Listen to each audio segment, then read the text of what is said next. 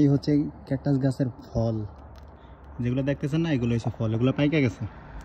আমি একবার super market থেকে এগুলো নিয়ে খাইছিলাম একবার ট্রাই করার জন্য যে ক্যাকটাস গাছের ফলগুলো কেমন হয়। ক্যাকটাস গাছ তো বহুত দেখছি, বাট ফলগুলা খাওয়া হয় না। দেখেন ফলগুলো পাতার যে উপর দিয়া, পাতার মাথা দিয়া বাইর হয় ফলগুলা, এই যে সুন্দর। আর এগুলা হচ্ছে ইয়ার মতো লাগে, ড্রাগন ফল আছে না, বাংলাদেশের ড্রাগন ফল আছে, তো ড্রাগন ফলের মতো লাগে অনেকটা। আর ভিতরে একটু বড় বড় বিচি বিচি বিচি অনেকগুলো থাকে।